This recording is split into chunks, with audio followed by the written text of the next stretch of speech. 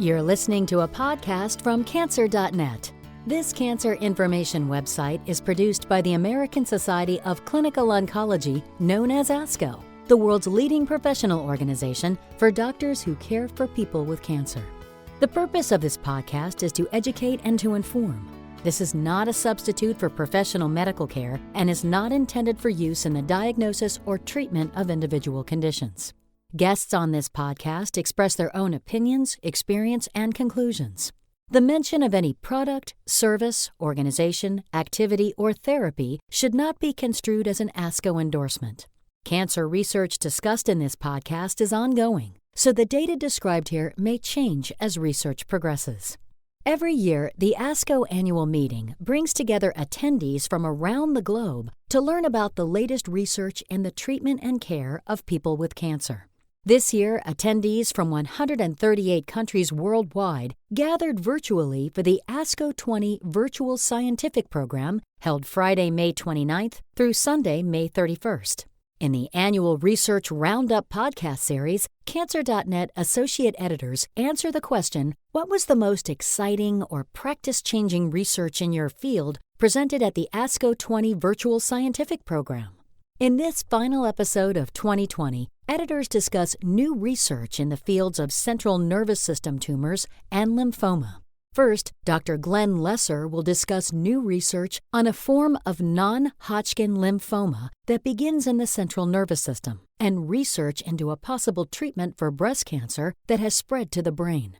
Dr. Lesser is the Louise McMichael Miracle Professor and Associate Chief in the section on Hematology and Oncology in the Department of Internal Medicine at Wake Forest University, with joint appointments in the Departments of Anesthesiology, Neurosurgery, and Public Health Sciences.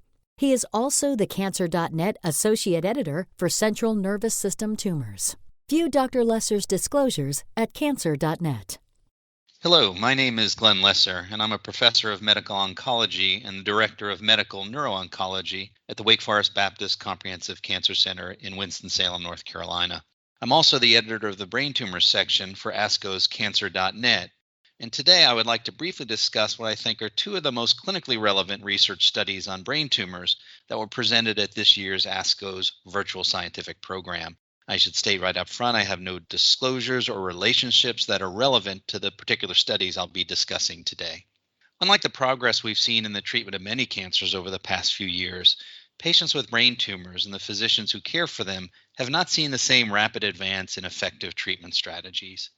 Cancer that begins in the brain, so-called primary brain tumors, and the more common situation of cancer that spreads to the brain after originating elsewhere in the body, so-called metastatic or secondary brain tumors, still have relatively few effective treatment options available. However, I believe that the two abstracts we'll discuss today may impact the way that we treat certain primary and metastatic brain tumors in the future. The first study I'd like to talk about was presented by Dr. Amuro on behalf of a group of international colleagues that described a randomized study of standard chemotherapy with or without low-dose whole brain radiation in patients with a brain tumor known as a primary central nervous system lymphoma, which I may also talk about as a PCNSL for abbreviation. Non-Hodgkin's lymphoma is a relatively common cancer that involves the blood and lymph nodes throughout the body. Primary central nervous system lymphoma is the term used when patients develop a non-Hodgkin's lymphoma that's confined to the central nervous system, which is really made up of the brain, the spinal cord, the spinal nerves, and the spinal fluid. This turns out to be a pretty rare diagnosis, with only about 1,500 new cases of this cancer occurring in this country each year. This type of lymphoma is important, though, because it's very treatable in most patients, and a significant percentage of our patients can be cured with appropriate therapy. Because the disease is so rare, we really don't have the results of large clinical trials to help us determine the best treatment approach for patients with primary central nervous system lymphoma. And as a result, there are a variety of controversies over how to initially treat patients who develop this lymphoma, so-called induction therapy, as well as what type of treatment to give once the disease has been made to go away, or so-called consolidation therapy. In the past, radiation therapy to the whole brain was used to treat patients with PCNSL, and most of these patients who were treated with radiation-containing regimens had their tumors respond, although the cancer frequently returned within a year or two. This approach has really fallen out of favor over the last few decades because of the very high incidence of neurotoxicity or brain damage from the radiation that was seen in surviving patients. Unfortunately, a significant number of those patients who were treated with high doses of whole brain radiation therapy developed a progressive, irreversible dementia over the years following the radiation treatments. And a particularly high incidence of this toxicity was seen in patients who were over the age of 50. With current multi-agent chemotherapy regimens, a high percentage of treated patients are having their lymphomas go away. Unfortunately, a significant number of patients still have their disease come back within months or years of this treatment, and so strategies to consolidate or lock in that initial good result with treatment are being evaluated. These strategies may involve high doses of different types of chemotherapies, consideration of bone marrow or stem cell transplant, and even long-term maintenance treatment with oral chemotherapies. More recently, low doses of whole brain radiation therapy have been explored as a way to try to prevent these lymphomas from coming back, with a thought that the low doses of radiation might have minimal long-term brain toxicity as compared to the high doses of radiation given in the past. So this study that was presented at ASCO involved about 91 patients with primary central nervous system lymphoma. Half of them received the low-dose whole brain radiation therapy after their tumors were treated with several months of multi-agent chemotherapy, while the other half did not get the radiation. After a follow-up period of 4 to 5 years, the results of this treatment were that the patients who received the low-dose radiation in addition to chemotherapy lived longer and had a significantly higher rate of their tumor going away and staying away, at least at the 2-year follow-up time point. Now, data is not yet available on the neurocognitive outcomes in both groups of patients.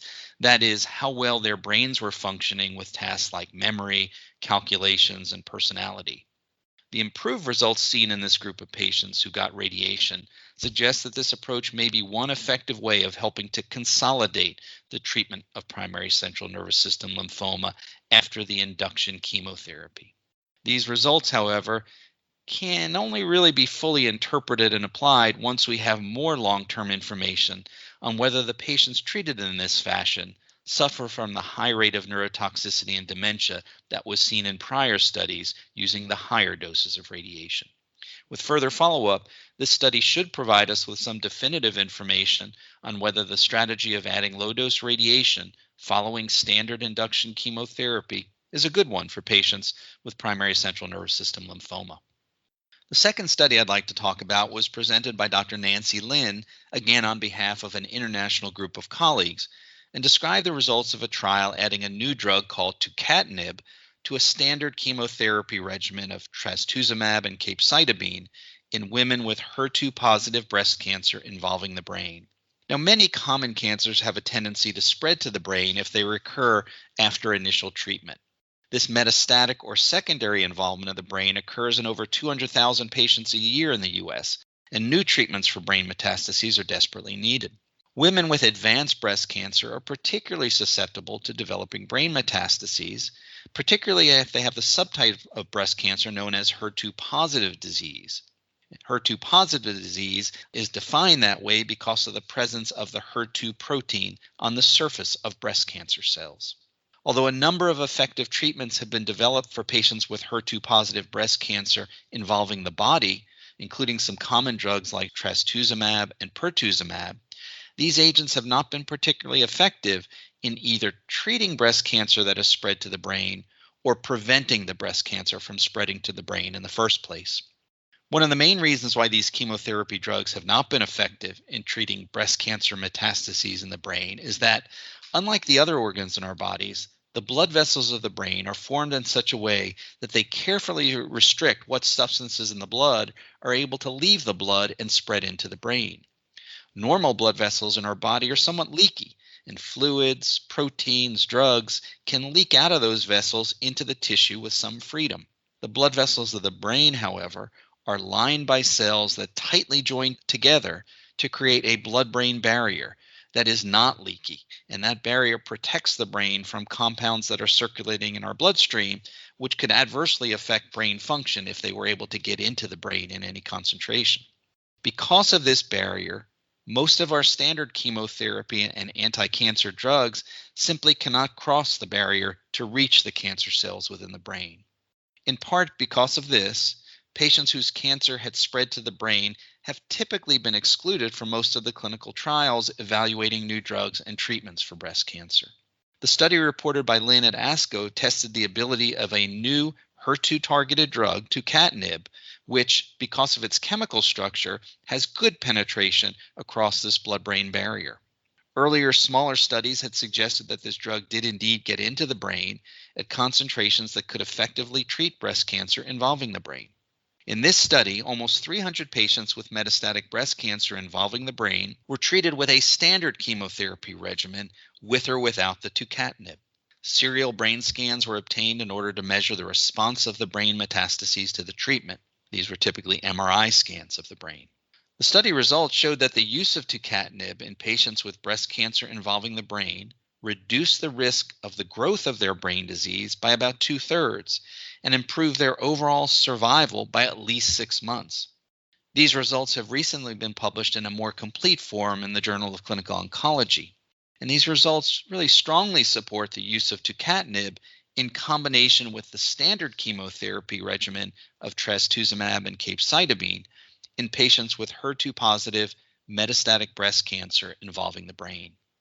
Although neither of the new approaches I've just described cured the majority of patients treated with either the primary CNS lymphoma or brain metastases from breast cancer, both describe new approaches that really potentially move us further along the road to having more effective treatments for patients with brain tumors. These studies are also outstanding examples of why well-done clinical trials that carefully test and evaluate the beneficial effects as well as the toxicities of new cancer treatments are critical to our goal of finding new therapies to treat our patients with cancer. Thanks very much. Thank you, Dr. Lesser. Next, Dr. Michael Williams will discuss several studies that looked at new ways to treat different types of lymphoma.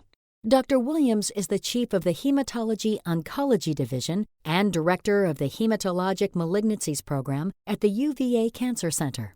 He is also the Bird S. Level Professor of Medicine and Professor of Pathology at the University of Virginia School of Medicine. He is also the Cancer.net Associate Editor for Lymphoma. View Dr. Williams' disclosures at Cancer.net.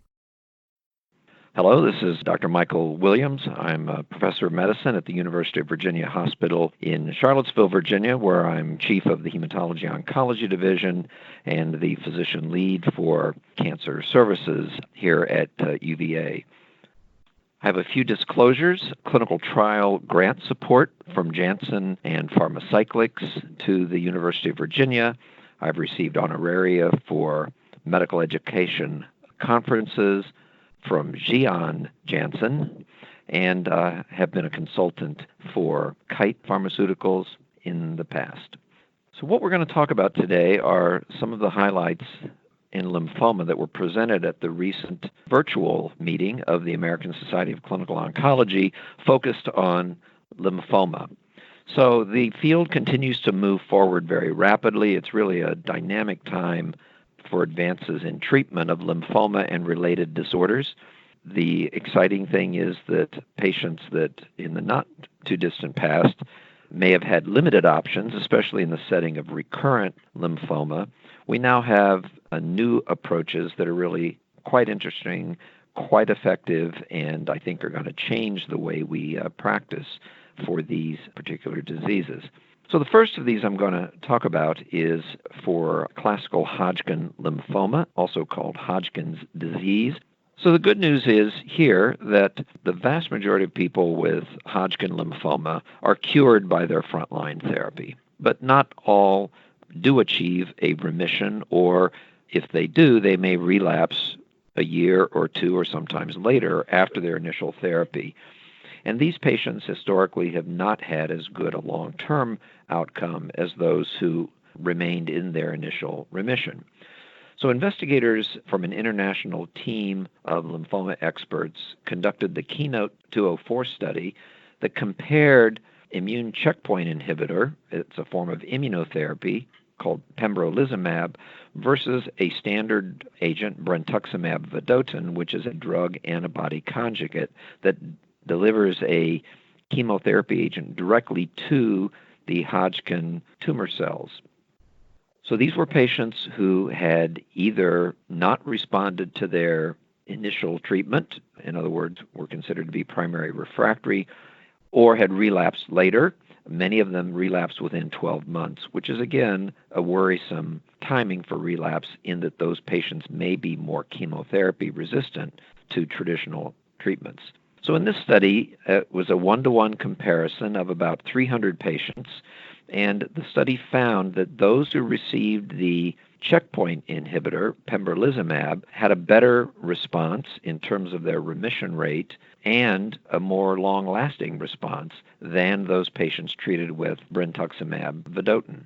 At 12 months, about 54% of patients remained in remission, as opposed to about a third of patients on brentuximab. And although there were some continued relapses over the next year, there were some patients who achieved more durable response. So it was a very encouraging finding.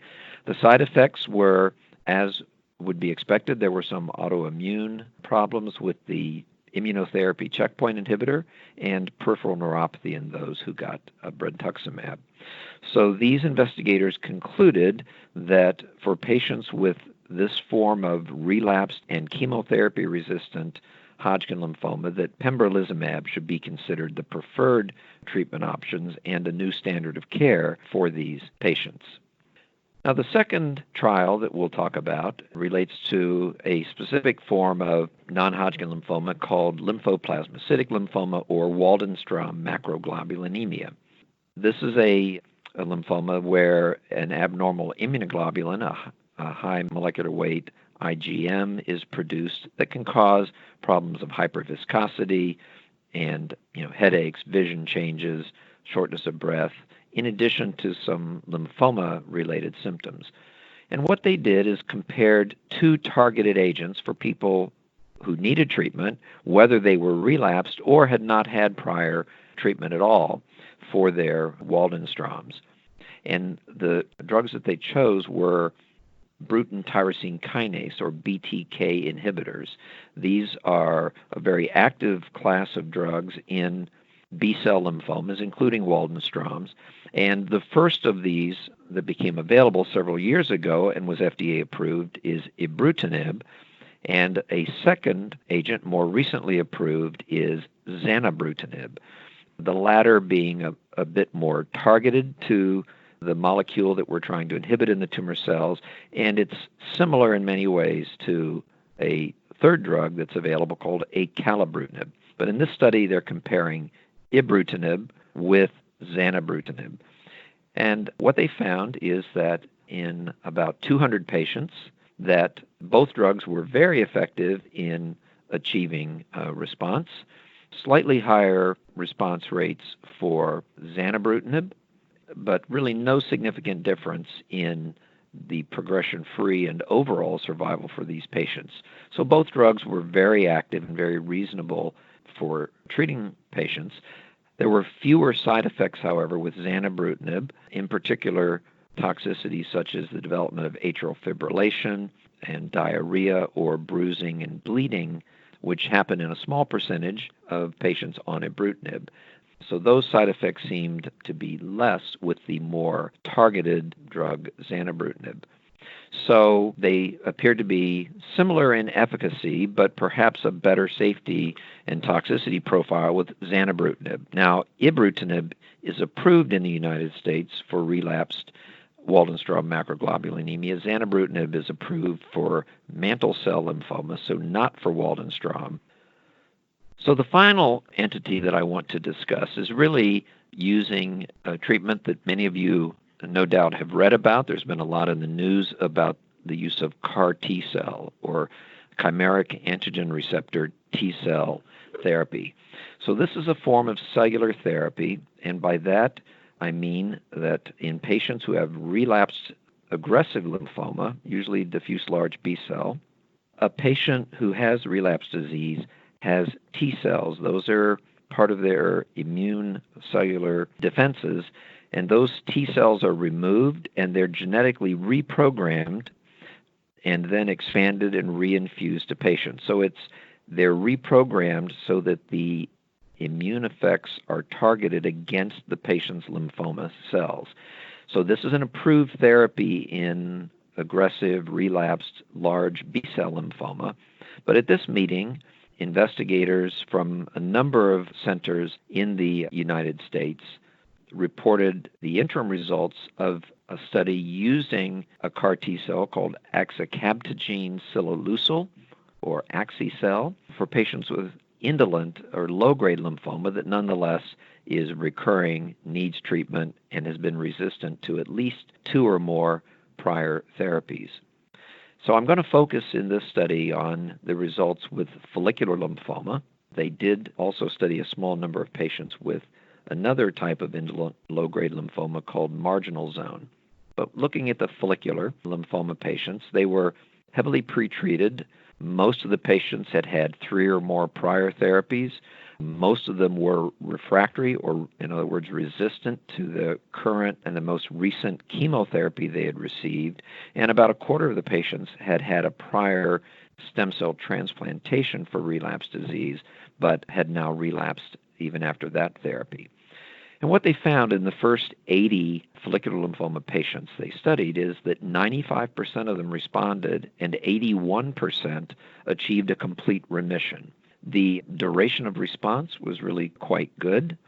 So with a follow-up of a little over a year, about 2/3 of patients were still in remission.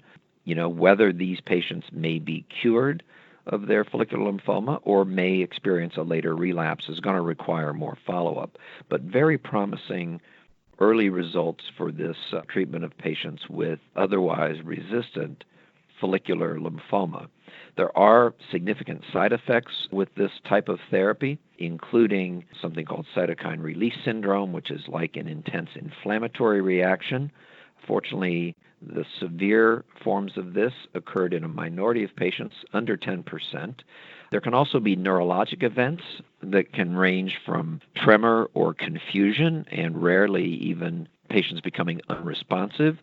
Fortunately, most everyone recovers from this, and in this trial, the more severe forms of these neurologic events occurred in about 15% of patients. So a very promising early set of data for another group of lymphoma patients, in addition to those with large cell lymphoma. So if you are in a situation of highly resistant and progressing follicular lymphoma, including follicular lymphoma that may have transformed from the lower grade into a higher grade large cell lymphoma, then considering a CAR T-cell therapy or a clinical trial of other novel approaches is certainly worth considering. And I'll finish by just saying that it's a fast-moving field. There's a lot of benefit if you have a newly diagnosed or a relapsed lymphoma to talk with your oncologist and consider whether a second opinion may be in order and what clinical trials might be relevant for your situation, because nowadays we often find that taking part in such a trial provides access to some of these very promising new agents and allows us to move the field forward and bring these newer treatments online so that they can benefit as many patients as possible. So, a very exciting time in the field of lymphoma, lots of important new data presented at ASCO, and I'll look forward to updating you on future advances in another podcast. Thank you, Dr. Williams. Learn more about the research presented at the ASCO20 Virtual Scientific Program at www.cancer.net/blog and subscribe to Cancer.net podcasts on Apple Podcasts or Google Play to catch up on the other episodes in the Research Roundup series. This Cancer.net podcast is part of the ASCO Podcast Network. This collection of 9 programs offers insight into the world of cancer care, covering a range of educational, inspirational, and scientific content. You can find all 9 shows, including this one, at podcast.asco.org. Cancer.net is supported by Conquer Cancer, the ASCO Foundation, which funds breakthrough research for every type of cancer, helping patients everywhere. To help fund Cancer.net and programs like it, donate at concord.org/donate.